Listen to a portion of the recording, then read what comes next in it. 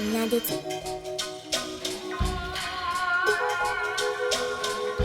Nuggets.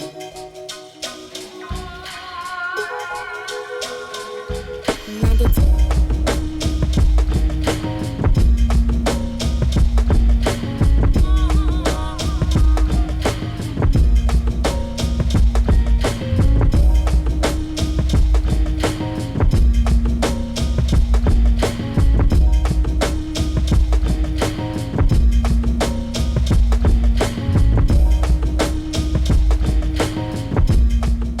Alright, so here we have the Sima Pro Edit 3. This is pretty much a basic video enhancer / switcher. So before I open it up, I just wanted to show how it works. So I have a pocket color television set up here and 2 high video cameras. We have 2 inputs, 2 outputs, one for bypass, one for enhance. And here on the video processor, we have a color, so we can boost color, bring it down. You have the tint, detail, make it sharper, more dull. Picture set, this pretty much makes it scroll. It's like a tracking. The gain, so we can boost it high, bring it all the way down. And then this is just for audio mixing. Here we have the source select, so input 1, I have this camera. Input 2 is this one right here. And it's pretty basic, like it's not that smooth. So here we have auto fade. You can fade out to black and then choose another source, bring it back in, and then the bypass is pretty much just, you know, with the effects and without it. And that's pretty much what it does. We have a 3.5 millimeter jack here for input. Probably not going to be using that, but it's pretty much what it does. Super basic. Hopefully when we get this open, we'll be able to find some cool bends and get a pretty cool piece of video glitch equipment out of it.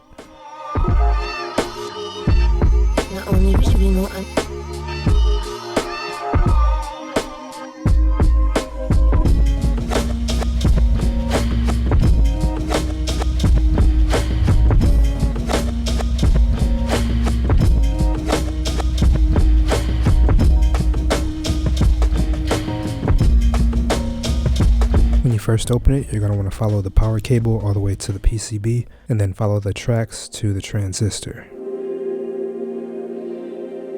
For this next part, you'll need a multimeter with a continuity tester. You'll also need some alligator clips. I like to attach leads to mine. I'm also going to be using a 12-volt battery to power it. You never want to plug it into the wall when you're working on it. Next, I'll find the middle leg of the transistor and mark it on the PCB.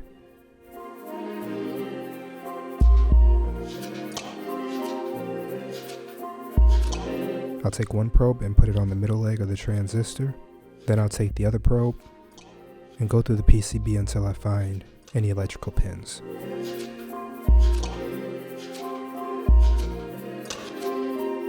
I'll mark them on the PCB so I know to avoid them when I'm looking for bend points.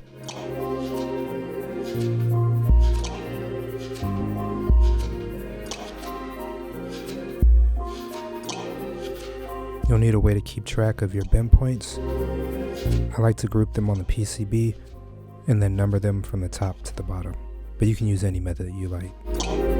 Next, I'll use the alligator clips to go through the PCB to find any bend points. I found the best ones along this group of headers here. When I find a combination I like, I'll log it so I'll know where to make connections.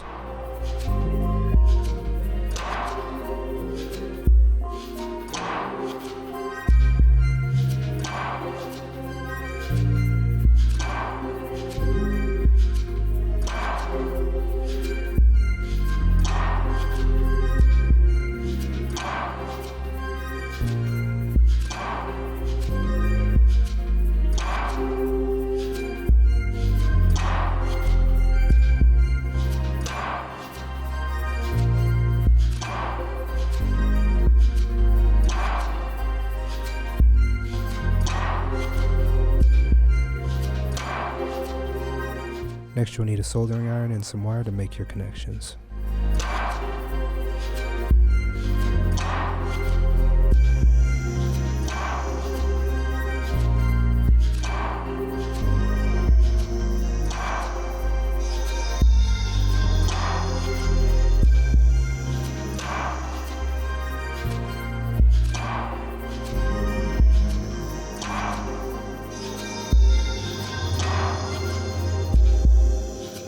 Next, you can choose the components you like. Here I'm placing the components on the panel so I can mark them for drilling.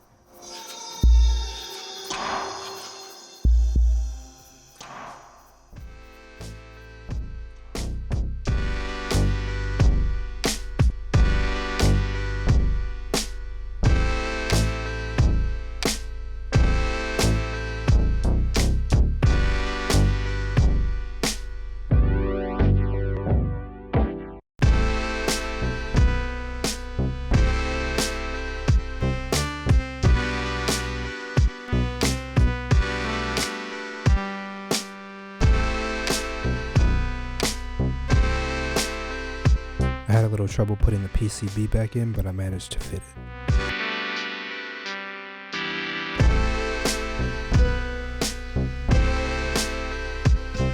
it. Next, I wire all the bend points to the buttons and the pots.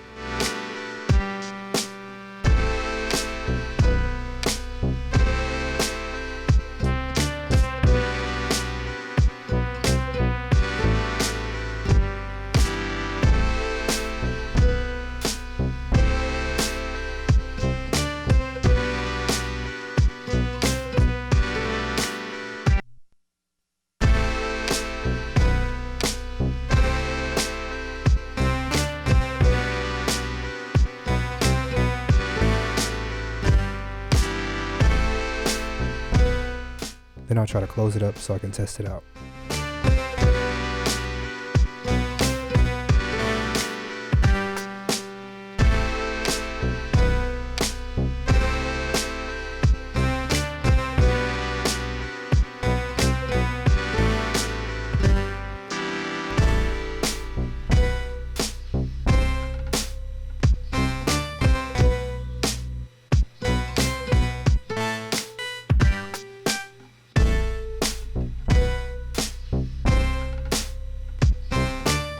Next, I'll plug it into the TV and I'll plug in the camera.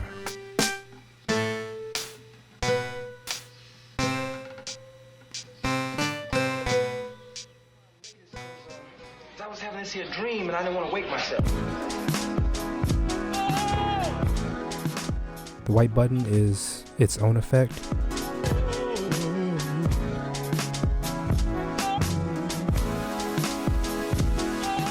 And each red button activates the potentiometer on its right. The lowest values for the pots that I had available were two 10Ks, which is the left pot and the middle pot, and a 20K for the right pot. The effects don't have much range, and honestly, they probably would have worked best with a 1K pot. The pot on the right doesn't really work.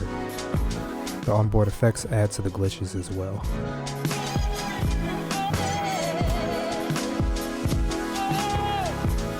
The range is pretty small and it can be hard to dial in the effect you want, but I think it's pretty good overall.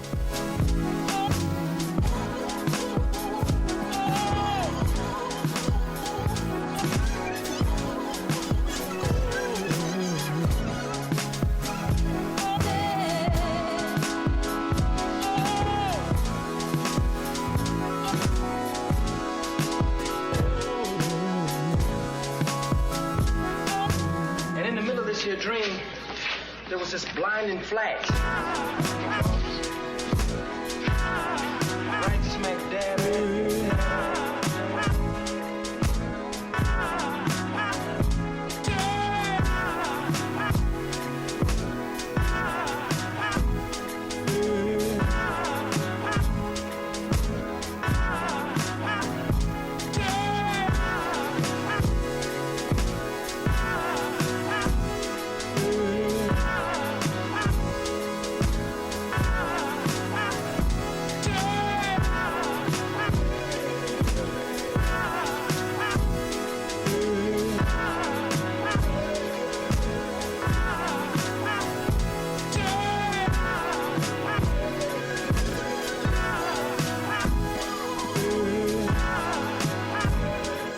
Next I'll put back all the knobs and some new ones.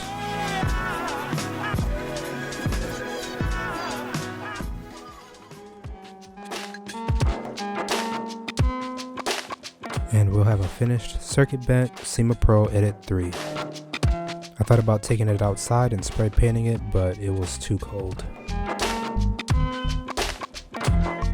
Next I'll take an old skate video for processing.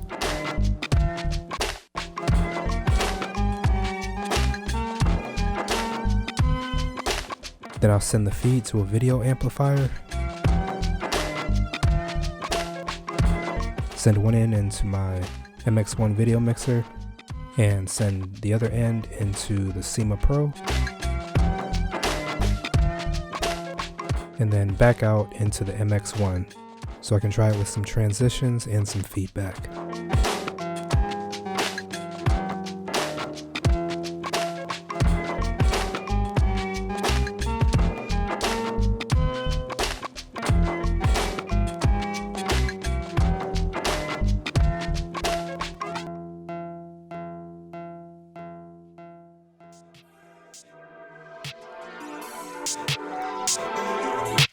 I think the time-based corrector is cleaning up the glitches a little bit.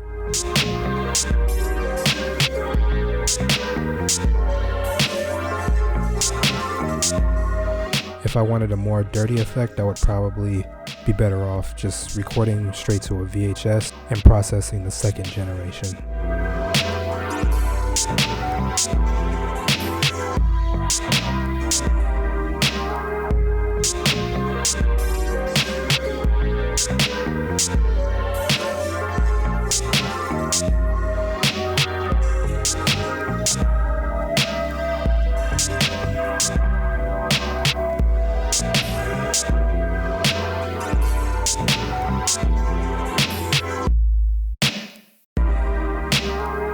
Overall, I think it's a pretty good piece of equipment. I originally bought this on eBay for $30, and a soldering kit on Amazon is probably about another $30. So I think if anybody's interested in video bending, this could be a pretty cool project. Maybe you've built a dirty video mixer already, and you're interested in making video art with your own devices. I hope this can help.